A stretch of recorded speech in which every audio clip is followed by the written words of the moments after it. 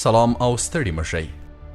دا د نړۍ په 100 هیوادونو کې تر 3 میلیونو زیات تر 10 په ډیرو ژبو خپور شوی اثر دی. لیکوالی ډاکټر سوزان جيفرز ده. آیا تاسو قرباني او که مسؤول یاست؟ تاسو به ډیره وخت اوریدلی وي او یا به درته ویل شوي وي چې د خپل ژوند مسؤلیت په غاړه واخله. خو زه وایم چې موږ ډیره په دې نه پوهیږو چې د خپل ژوند مسؤلیت په غاړه اخیستل څه معنا. ایډوارډ یو اجرایوي رئیس او د ښه معاش څښتن دی، خو بیا هم ویره لري کله مې چې هغه ته له یوه ارواپوه د مرستې په اړه وویل، ځواب یې راکړ چې که مې چارچاپېره بدلون وکړي نو هر څه به سم شي. که مې زوی د نشهیي توکو استعمال پرېږدي، که مې ښځه زما قدر او مینه وکړي، او که مې عمومي رئیس زما په زړه کار وکړي، هر څه به سم شي. زه ارواپوه ته اړتیا نه لرم. دا زما غلطي نه ده بلکې دوی ملامت دي. پوښتنه دا ده چې آیا هغه خپل مسؤلیت په غاړه اخیستی؟ نه، بالکل یې نه دی اخیستی. همدارنګه زه ډېرې بېلې شوي ښځې او خاوندان یې پیژنم چې د خپل تیر ژوند په اړه له یوه بله شکایت کوي. ډېرې واده شوي ښځې او خاوندان یې پیژنم چې له موجوده ژوند، اولادونو، بېوزلۍ او کورنۍ اړیکو کړېږي. آیا هر یو له دوی څخه د خپل ژوند په اړه خپل مسؤلیت منلی؟ نه، بالکل یې نه دی منلی. دوی ټول په شعوري او غیر شعوري ډول قرباني دي. خپلواکي نه لري او د ژوند واک یې د بل چا په لاس کې دی.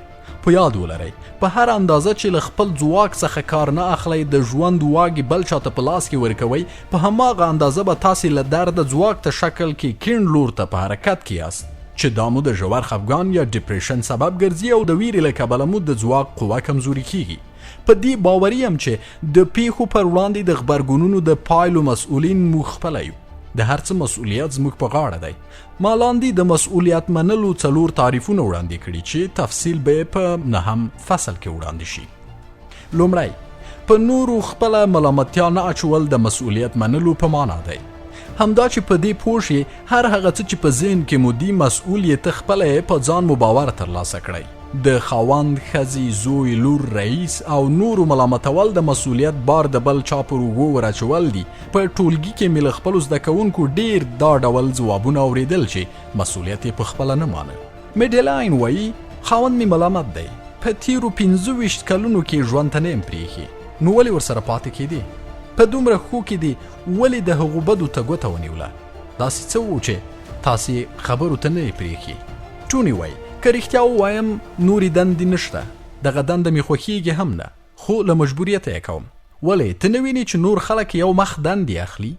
داسې څه دي چې ته یې له دندې زړه توری کړی؟ ولې په ښه ډول او شوق نه ترسره کوې؟ ولې هڅه نه کوي چې نوې دنده واخلې؟ آیا کومه ستونزه شته؟ آلیس وایي که مې ماشومان نه وای اوس به مې ښه دنده درلود او ژوند به مې جوړ و. خو ته نه ګورې چې نور خلک سره له ماشومانو هم دندې لري او هم مخکې روان دي؟ ډیویډ وایي دا ټول مې د زوی له لاسه ویښته یې راسپین کړل. ولې د ټول ژوند پر هغې پورې تړلی؟ ولې باور نه لري چې هغه ښه مخ ته روان دی؟ ولې د تل ځان داسې جوړ کړی چې له هغې څخه د ډیر څه تمه لري؟ ولې په دې باور یې هر هغه څه چې ته یې غواړې باید هغه یې وکړي او یا هماغسې شي؟ د خپل ژوند په اړه نور ملامتول ستاسې درد ته دوا کیدی نه شي بلکې خفګان او ویره مو زیاتوي. دویم، مسؤلیت منل یعنی ځان نه ملامتول. قربانی یعنی هر هغه څه چې له تاسې ځواک او خوشحالي اخلي. هڅه مه کوئ چې د خپل ځان قرباني شئ. ډیرو ته به دغه جمله عجیبه ښکاري، خو همدا حقیقت دی. کله دې چې غلطي وکړه ځان له غمه مه مړ کوه. که مو خپله هڅه کړې وي په دې باور ولره چې هر هغه څه چې په تیر، اوس او راتلونکي کې پیښیږي د زده کړو یو موقع ده. هر څه ژر نه زده کیږي بلکې وخت ته اړتیا لري. درېیم، مسؤلیت منل یعنی د خپل چیټر باکس کنټرولول. ډیری وخت نه پوهیږو خو ځینې واړه غږونه د انسان په وجود کې انګازې کوي او موږ دوزړي کوي. که مو دغسې غږونه نه وي اورېدلي او په اړه یې نه پوهیږئ نو دغه ډول اواز لري. رئیس مې پرونۍ غونډې ته ورونه غوښتم. زه څومره کار کوم په دوی هیڅ معلومه نه ده. دلته له یو ښه او مخلص کارکوونکي سره هیڅ ښه سلوک نه کیږي. هغوی مخ ته ځي چې دوه مخیتوب کوي. که دندې ډیرې وای په یوه بله پسې به ګرځېدلی وای. افسوس چې د ماسټرۍ سند نه لرم. اوس مې د پرمختګ ښه چانس درلود او بیا هم که زنګ ورته ووهم هغه به راته د یو شلی انسان فکر وکړي. خو که یې ورته ونه کړم ګمان به کوي چې زه یې په اړه دلچسپي نه لرم. که پیغام ورته پرېږدم او ځواب یې رانه کړي دا به مې حیثیت ته ښه نه وي. زه په دې فکر کې یم چې هغه ولې راته زنګ نه وهي. دا او دې ته ورته ډېرې خبرې دي چې موږ په مستقیم او غیر مستقیم ډول قربانیو، خو موږ د دې ټولو خبرو د حل لپاره په راتلونکو فصلونو کې په تفصیل سره غږېدلي یو. څلورم، مسؤلیت منل، یعنی د هغو موخو لپاره مبارزه چې تاسې تر دې وړاندې ټاکلي دي. موږ ډیری وخت خپل راتلونکي نه ټاکو. هغه څه چې کوو په تصادفي ډول واقع کیږي او تل په اړه شکایت کوو، نو په دې سره موخې وټاکئ او د ترلاسه کولو لپاره یې کار وکړئ. موږ تل د یو ښه ملګري د دندې او ښو اړیکو لپاره صبر کوو، خو حقیقت دا دی چې هیڅ هم په بشپړ ډول نه دی پیدا شوي. هغسې چې ته یې غواړې له نورو یې تمه مه کوه. د یو ځواکمن کس په توګه موخې وټاکه او د ترلاسه کولو لپاره یې له هرې شونې لارې ګټه واخله. پولاینایي خوبونه. دا پولاینایي خوبونه پرېږده. ډېری وخت چې تاسې د یو شي په اړه فکر کوئ، نو دغسې خبرې به مو ډېرې اورېدلې وي.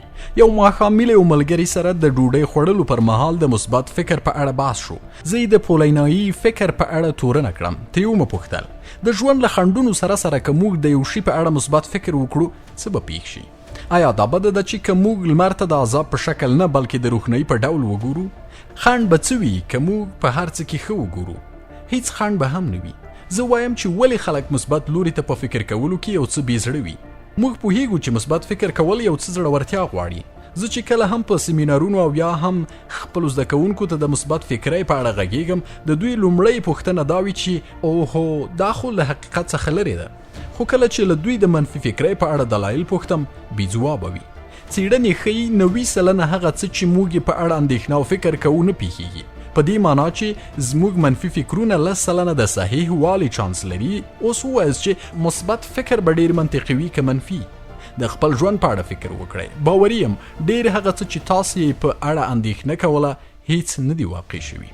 که یې په بیلګه کې واضح کړو، لا به روښانه شي. جان او مری دواړو د خپل عمر په 40 کلنۍ کې خپل د ژوند ملګري له لاسه ورکړل. د جان مالی وضعیت ښه و، خو د خاوند مرګ پریشانه کړې وه. تل به یې د هغې د مرګ او خپلې راتلونکي په اړه فکر کوو. هڅه یې وکړه چې دنده ومومي، خو منفي فکرونو مرسته ورسره ونه کړه او بې دندې شوه.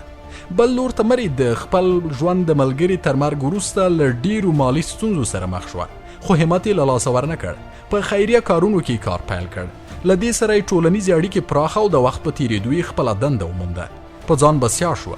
د خاوند مرګ ورته سخت و، خو دې په اړه مثبت فکر درلود. ټول ژوند یې په هغه پورې ونه تاړه. مخکې لاړه او خپل راتلونکي روښانه کړه. نو په دې سره حقیقي او غیر حقیقي هیڅ هم نشته. دا موږ یو چې څنګه د یو شته حالت په اړه فکر کوو. د روح لړۍ او پر ځان باوري پاچا له لیکوال جک کانفیلد نمی د مثبت او منفي فکرونو د اغیزې په اړه یوه ښه طریقه زده کړه. غوښتل مې په یو سیمینار کې عملي کړم. یو محصل مې راوغوښت، په ټولګي کې مې نورو ته مخاطب کړ. ترې ومې غوښتل یو پیاوړی سوک ورکړه او له هغه وروسته بیا همدغه لاس د وږې په برابر پورته کړه او په خپل پوره قوت لاس کلک ونیسه. مخامخ ورته ودرېدم. په ټول قوت یې د هغه لاس ښکته راکش کړ، خو یو ځل هم ونه توانېدم. بیا مې ترې وغوښتل خپل لاس ښکته او د څو ثانیو لپاره په پټو سترګو دغه جمله چې زه کمزوری او بې ارزښته یم 10 وارې له ځان سره په داسې ډول تکرار کړي چې دی ځان ته په واقعي ډول د یو کمزوري کس په سترګه وګوري. ترې ومې غوښتل پخوانۍ عملیه بیا تکرار کړه او لاس دې پورته ونیسه. دا ځل مې په ډېرې اسانۍ سره د هغه لاس ښکته راکش کړ. د پورتنی عمل د یو ځل بیا تکرار مې ورته وویل، خو په دې ډول چې دا ځل به په پټو سترګو دغه جمله چې زه یو پیاوړی او ارزښت لرونکی انسان یم تکرار کړي. په پوره هڅو سره ونه توانېدم لاس یې راکوز کړم. له پورتنۍ تجربې څخه دې پایلې ته ورسېدم چې ځان ته د یو کمزوري کس په توګه کتل په حقیقت کې فزیکي توان کموي او د دې پر خلاف د ځان په اړه د یو کار پر وړاندې مثبت فکر کول انسان ته فزیکي قوت وربخي. کله چې موږ پر خپله کمزورۍ باور کوو، په ذهني ډول هم کمزوري احساسوو او همدا ویره ډیروي. خو بل لوري ته د زه پیاوړی یم جمله بیا بیا تکرارول انسان پیاوړی کوي. نو انسان باید له منفي فکرونو لرې اوسي، ځکه دغه منفي ذهنیتونه ویره خپروي او د پرمختګ پر وړاندې خنډ ګرځي. که ووایو چې د مثبت فکر نظریه نوې ده، دا به رښتیا نه وي. له کلونو راهیسې د نړۍ پیژندل شوو لیکوالو لکه ناپلیون هیل، ماکسویل مالټز، نورمن او نورو په دې اړه پیژندل شوي او بیلابیل کتابونه لیکلي. پوښتنه دا ده چې ولې یو څوک مثبت فکر نه کوي؟ زه په دې اند یم چې عهد او تکرار هغه څه دي چې یو څوک کولی شي مثبت فکر کول تل خپل عادت وګرځوي. مخکې له دې چې په یوه هر اړخیز پلان خبرې وکړو، باوري یم چې لاندې ټکي له تاسې سره د ورځنیو کارونو لپاره د مثبت فکر لرلو په برخه کې مرسته کولی شي. لومړی، یو آیپډ. د ټکنالوژۍ په اوسنۍ نړۍ کې له نیکه مرغه موږ اوس هر څه ته لاسرسی لرو، نو غږیز پیغامونه، کتابونه او انګیزه لرونکي کلیپونه اوریدل. دویم، په کتابونو پانګه هیڅکله هم ضایع نه ده. د اغیزناکو کتابونو لرل هم له تاسې سره د مثبت فکرۍ په اړه مرسته کوي. دریم، د پیژندل شوو او اغیزناکو کسانو اغیزناکې خبرې د خپلې کوټې د المارۍ په هنداره د مطالعې په میز او په کاري چاپیریال کې په یو وړ ځای ونښلوئ. که امکان ولري په ښکلي ډول یې ډیزاین او د خپلې خونې په دیوال یې وځړوئ.